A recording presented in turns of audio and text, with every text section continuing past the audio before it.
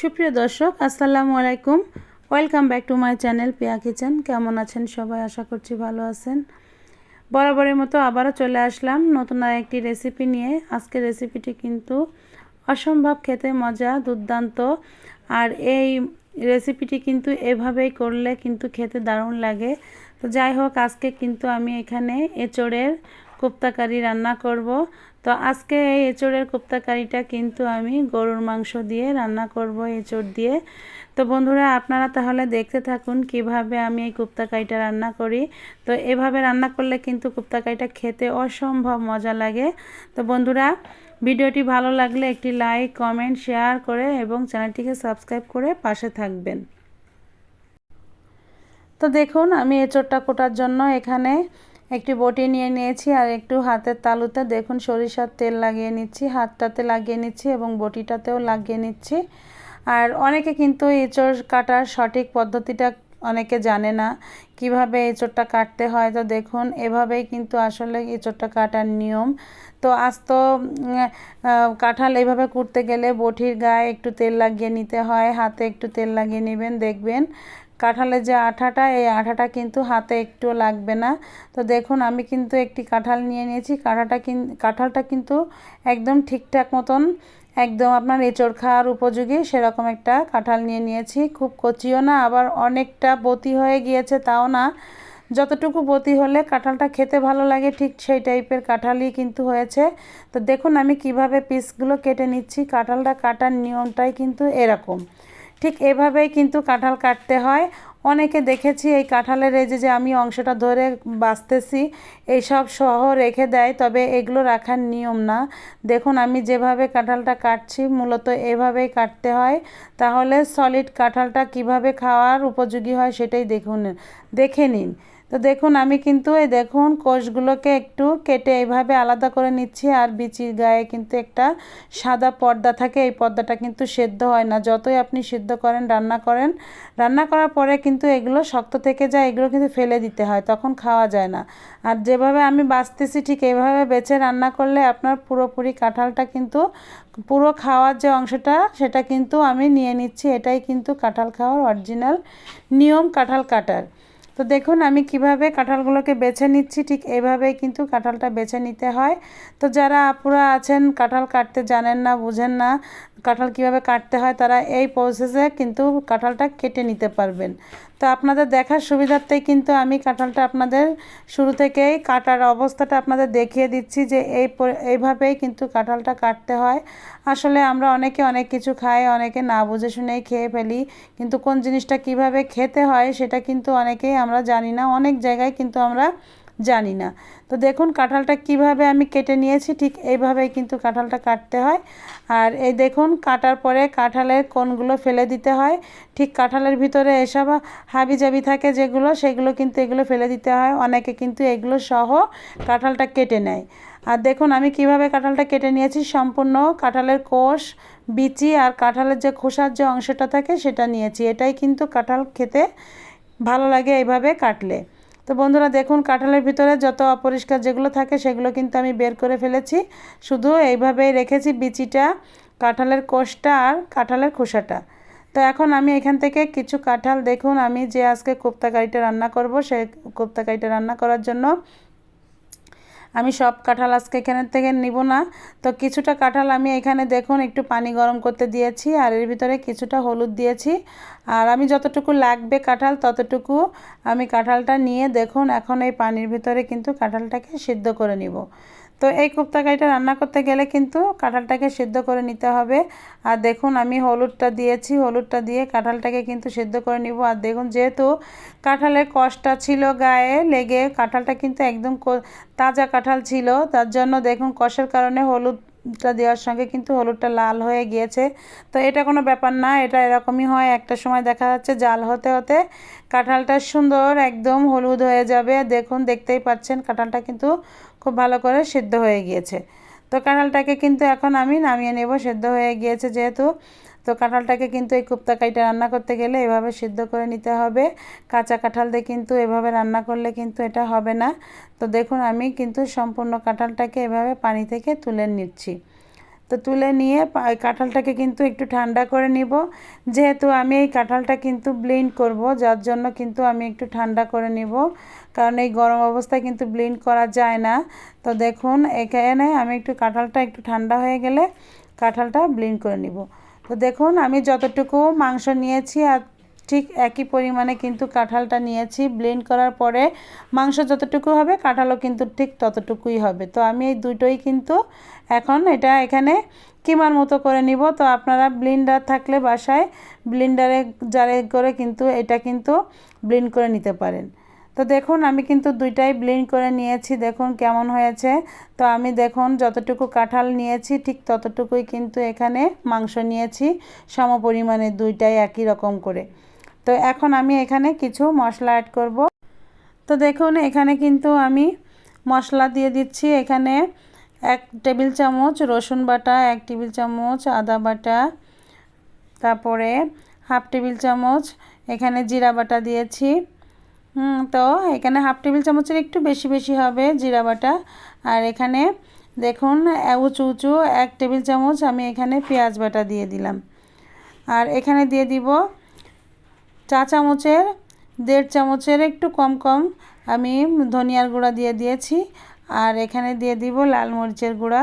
তো লাল মরিচের গুঁড়াটা আপনারা আপনাদের স্বাদ মতো দিবেন। তো আমি এখানে দিয়ে দিয়েছি 1 টেবিল চামচই দিয়ে 1 চা চামচ দিয়েছি, কারণ এখানে আমি যেহেতু তরকারিতে ঝাল দিব এই ঝালের পরিমাণটা এখানে একটু কমিয়ে দিলেও সমস্যা নেই। আর এখানে 1 চা চামচ দেখুন গরম মশলা বাটা দিয়ে দিয়েছি। আর এখন দিয়ে দিব স্বাদ মতো লবণ আর হলুদ। এখন এই স্বাদ মতো লবণ হলুদ দিয়ে এখন আমি এখানে একটু বেসন দিয়ে দিব। তো বন্ধুরা এখানে কিন্তু অবশ্যই বেসন দিতে হবে, বেসন না দিলে কিন্তু এই যে দুইটা একত্রে আমি মেখে নিব এটা কিন্তু একটু জোড়া লেগে থাকবে এই বেসনের কারণে, যার জন্য কিন্তু এখানে আমি দেখুন বেসন দিয়ে নিচ্ছি। এখানে 3 চা চামচ আমি বেসন দিয়ে নিয়েছি। তো দেখুন এই বেসনটা দিয়ে এটার ভিতরে একটু মেখে নিতে একটু সমস্যা হচ্ছে, যার জন্য আমি পাত্রটা চেঞ্জ করে নিচ্ছি। তো নিয়ে এটা কিন্তু একত্রে কিন্তু খুব ভালো করে মেখে নিতে হবে। তো এই মশলাগুলো কিন্তু এটার ভিতরে অবশ্যই দিতে হবে। মশলাগুলো দিয়ে কিন্তু এই দুইটা একত্রে খুব ভালো করে এখন মেখে নিতে হবে। মেখে দেখুন এখন আমি এখানে একটু সরিষার তেল দিব। আর এই সরিষার তেলটা কিন্তু দিলে হবে কি এই যে মাখাটা আমি একত্রে মাখছি এটা কিন্তু খুব ভালো করে একটু জয়েন্ট লেগে যাবে, মানে এটা ছাড়া ছাড়া হবে না এই সরিষার তেলটা দেওয়ার জন্য। তো অনেকে দেখুন এইভাবে শুধু ডিরেক্ট এভাবে এটা মেখে রান্না করে, সেটা কিন্তু যখন এই কোপ্তাকাইটা রান্না করব তো সেটা কিন্তু একটু ভেঙে যাওয়ার ভয় থাকে। আর এই সরিষার তেলটা দিলে কিন্তু একটু ভেঙে যাবে না, এটা আরও আপনার এটা জোড়া লেগে থাকবে। এটা কিন্তু সরিষার তেলের উপকারিতাটা কিন্তু এটাই যে সরিষার তেলটা অবশ্যই দিবেন। সরিষার তেলটা দিলে কিন্তু দেখবেন একটুও ভাঙবে না। তো আমি সুন্দর করে দেখুন মেখে নিয়েছি। তো মেখে নিয়ে একটি কড়াই গরম করতে দিয়েছি। কড়াইটা গরম করতে দিয়ে দেখুন তেল দিয়ে আমি এখানে তেলটা যখন ভালোই একটু গরম হয়ে উঠেছে তখন কিন্তু আমি এটা সুন্দর করে ঠিক এরকম শেপ দিয়ে আমি কিন্তু তেলের ভিতরে এগুলো দিয়ে দিব ভাজার জন্য। তো তেলটা কিন্তু এই সময় খুবই গরম করে নেবেন না, কারণ মেলা গরম করে নিলে দেওয়ার সঙ্গে সঙ্গে কিন্তু এটা নিচের থেকে কালার চলে আসবে, ভিতরে কিন্তু একদম কাঁচা থেকে যাবে। তো দেখুন আমি অল্প আছে এইভাবে কিন্তু একটু উল্টে পাল্টে এই শেপ যে বড়ার শেপগুলো দিয়ে নিয়েছি, এই কোপ্তাকাইটা রান্না করব কাঁঠালের যে শেপটা আমি দিয়ে নিয়েছি এটা কিন্তু আস্তে আস্তে ভেজে নিতে হবে। তো দেখুন এটা কিন্তু আমি গরুর মাংস দিয়ে করেছি, আর আপনারা চাইলে কিন্তু এটা চিকেন দিয়েও করতে পারেন। তো আমি এখানে গরু মাংস দিয়েছি, যেহেতু ঘরে গরু মাংস ছিল যার জন্য আমি গরু মাংস দিয়েই করেছি। আপনারা কিন্তু এটা চাইলে মুরগির মাংস, খাসির মাংস, যে কোনো মাংস দিয়েই কিন্তু এটা রান্না করতে পারেন। তো দেখুন বন্ধুরা এভাবে আমি উল্টে পাল্টে সুন্দর করে একটু নেড়ে চেড়ে এভাবে উল্টে পাল্টে ভেজে নেব। তো এর কালারটা কিন্তু এভাবে করে নিতে হবে, এইভাবে কালারটা করে ভাজতে হবে। এর থেকে আর বেশি ভাজলে দেখা যাচ্ছে কালারটা আর একটু গাঢ় হয়ে যাবে। তো আমি মনে করি এইভাবেই কালারটা করলেই কিন্তু এটা ঠিক আছে।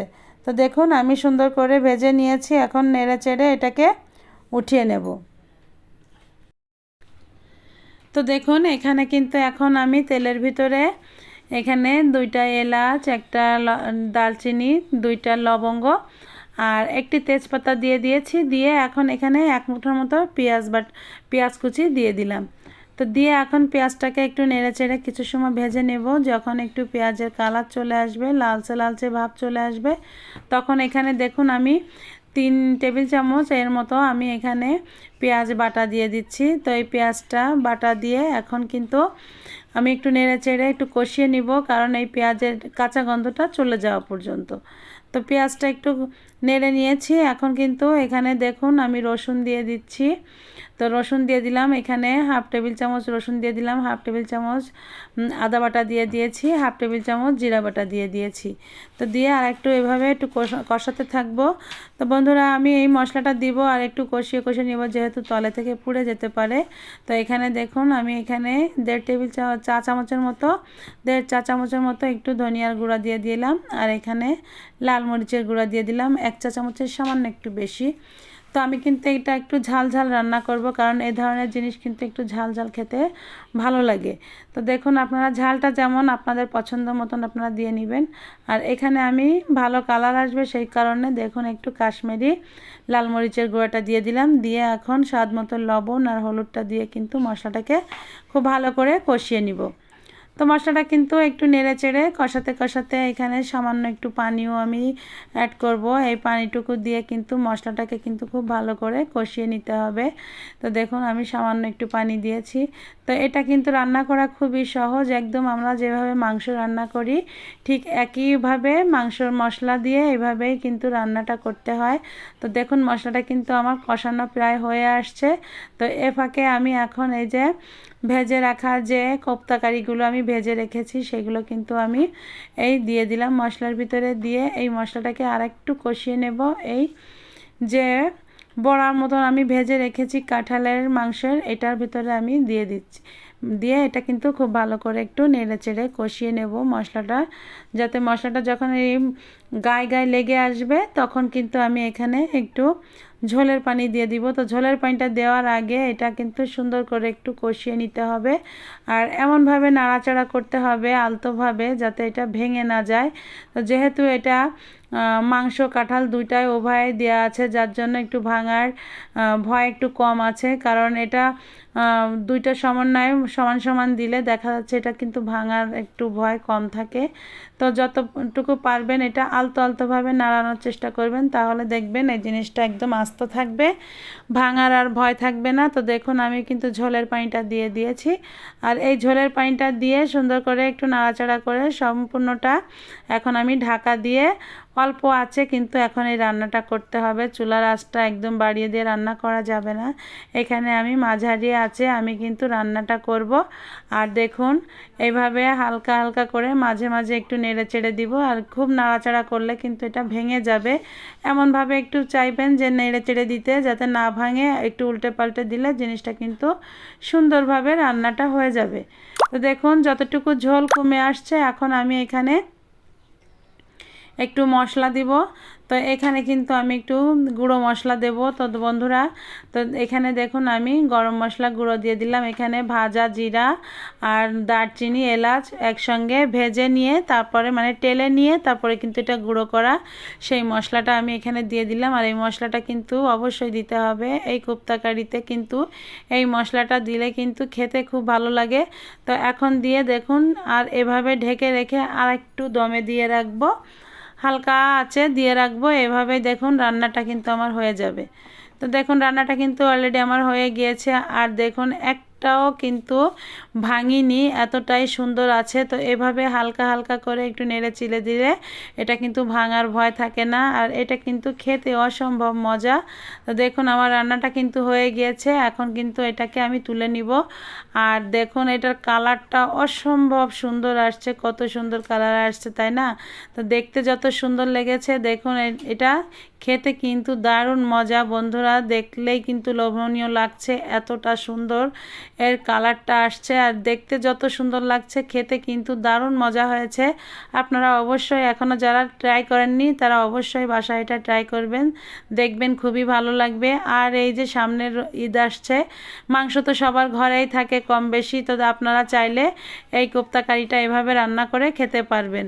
তো বন্ধুরা, রেসিপিটি কেমন লাগলো অবশ্যই কমেন্ট করে জানাবেন। বেশি বেশি লাইক, কমেন্ট, শেয়ার এবং চ্যানেলটিকে সাবস্ক্রাইব করবেন। পাশে থাকা বেল আইকনটি ক্লিক করবেন যাতে আপনি আমার নতুন ভিডিও নোটিফিকেশন সবার আগে পেয়ে যান। আজ এই পর্যন্ত, আবারও দেখা হবে নতুন একটি রেসিপি নিয়ে। আল্লাহ হাফিজ।